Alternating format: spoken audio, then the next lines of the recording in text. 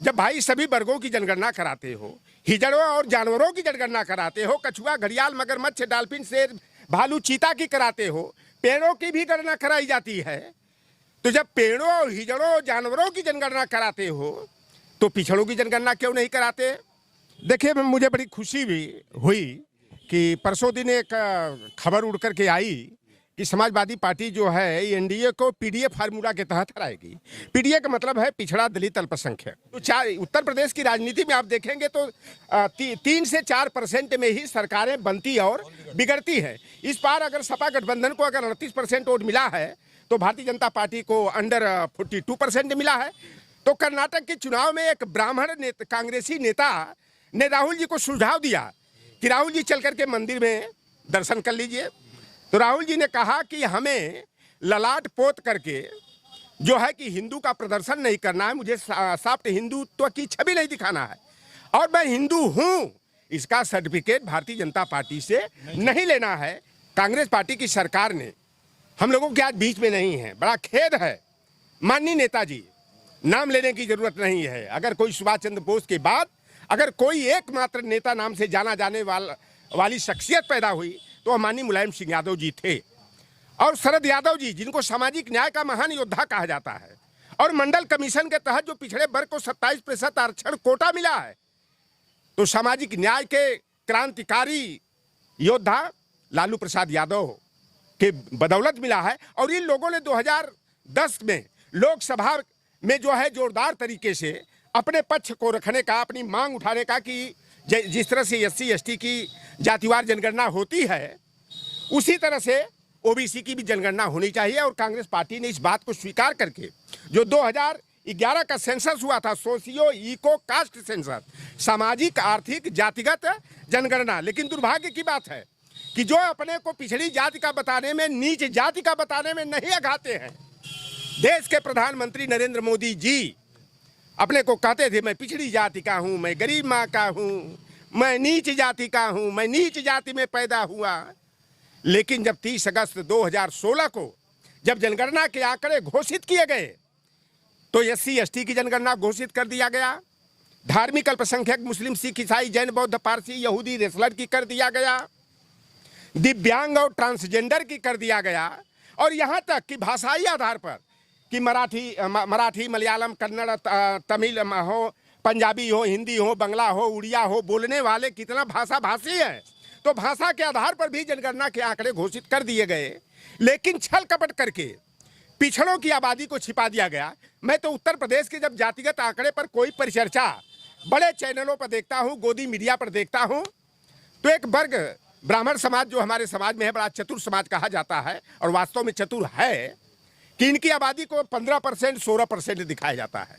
सामाजिक न्याय समिति के तहत जो राजनाथ सिंह की सरकार थी, उस समय कांग्रेस की और सपा की सरकार तो थी नहीं, तो राजनाथ सिंह के मुख्यमंत्री तो काल में हुकुमदेव सिंह जी की अध्यक्षता में जो समिति गठित हुई थी, तो उसके आधार पर जब 20.94% सामान्य वर्ग की आबादी थी, और सामान्य वर्ग में केवल ब्राह्मण नहीं आता है, हिंदू जातियों में ब्राह्मण है, राजपूत है, भूमिहार है, त्यागी हैं, कायस्थ हैं, सिंधी हैं, मारवाड़ी हैं, बनिया हैं, एक जो बंसल, चायल, तायल, नायल, अग्रहरी, केसरी, केसरवानी होते हैं, ये सामान्य वर्ग की है, तो इनकी है। और इसके साथ मुस्लिम वर्ग की शेख, सैयद, अरसद, पठान, मुगल, त्यागी, तो अगर इनकी मुसलमानों की आबादी को 5% मान लिया जाए और इससे कम है नहीं, निकाल दिया जाए तो 16% सवर्णों की आबादी हुई।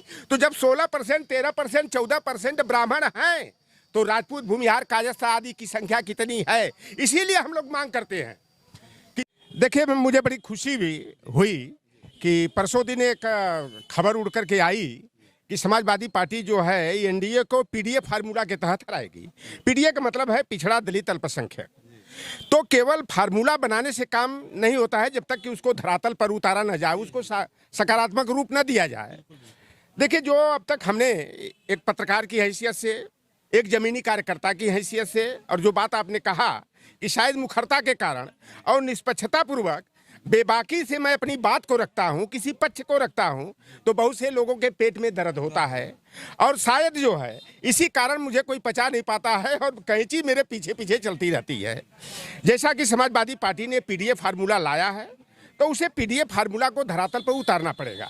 2012 से 2017 की अगर अखिलेश यादव जी की जो कैबिनेट थी, तो देखिए मैं निंदा नहीं कर रहा हूँ, समालोचना करना चाहिए। और कोई नेता हो, कोई मुखिया हो, अगर समालोचना को व्यक्तिगत दुश्मनी का रूप अगर मान ले तो समझे कि वह उचित मुखिया नहीं है, उसको अपनी रास्ता सुधार लेना चाहिए।